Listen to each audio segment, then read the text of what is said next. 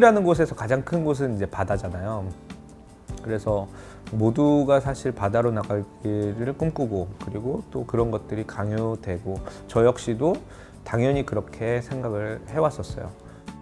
그래서 이제 흔히들 뭐 말하는 유명한 광고 회사나 그리고 유명한 신문사나 이런 것들을 목표로 해서 도전을 했었고, 저는 바다는 굉장히 자유로운 곳이라고 생각을 했었어요.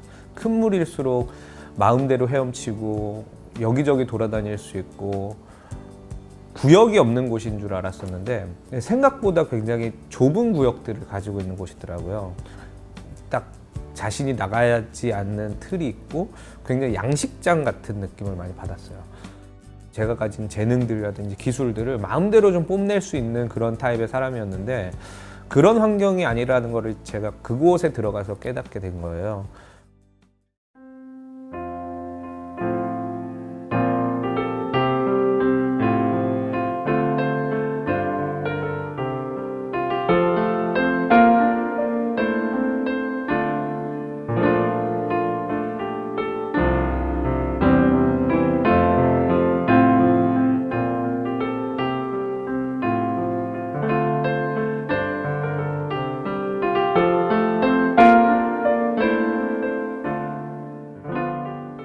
제가 그때 당시에 우연히 읽었었던 그 책에서 그런 단어를 봤는데 터무니없다라는 단어의 기원에 대해서 알게 됐어요.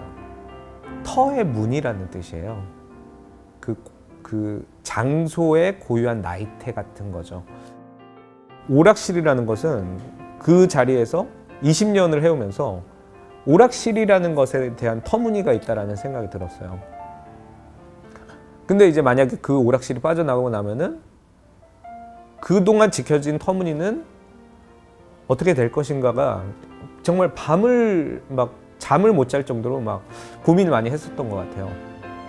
그래서 회사 생활을 하면서 모은 돈이랑 그리고 약간의 대출을 이렇게 합해가지고 그 터무니를 지키고 싶어가지고 제가 그 장소를 인수를 하게 됐죠. 그러니까 제가 회사를 그만둘 때 다들 인생에서 실패했다라고 생각을 했었거든요.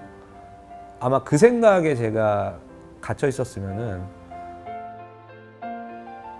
그 사람들은 저를 실패했다라고 생각을 했을 거예요. 제가 깨달은 거는 모든 사람이 그럴 수 있는 건 아니겠지만, 그러니까 존재의 어떤 다 가치가 있고 그 가치들은 한 곳에서만 쓰인다라는 게 아니라는 거예요.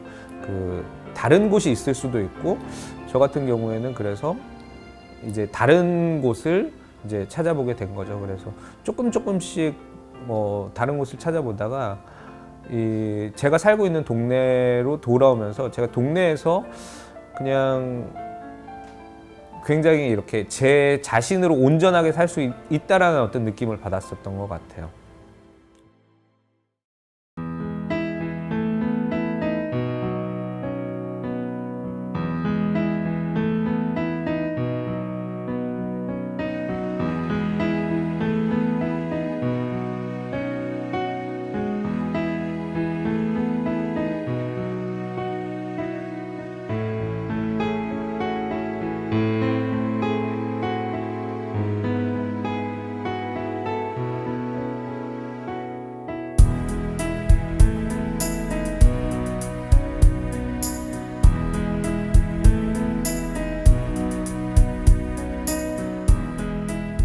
점입기 그림 같은 거라고 생각을 했어요. 무언가의 하나의 그림을 만들기 위해서는 먼저 점이 필요했고 그 점들을 만드는 작업들을 해야 된다라는 생각이 들었어요.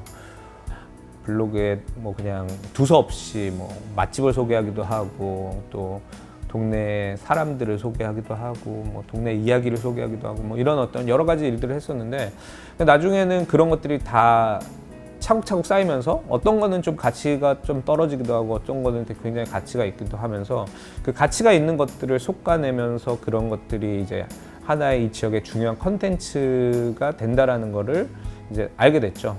그것에 관련된 역사, 그것에 관련된 이야기 이런 것들을 알고 그것을 다시 돌아봤을 때 굉장히 달라 보인다라는 것을 깨닫게 됐어요.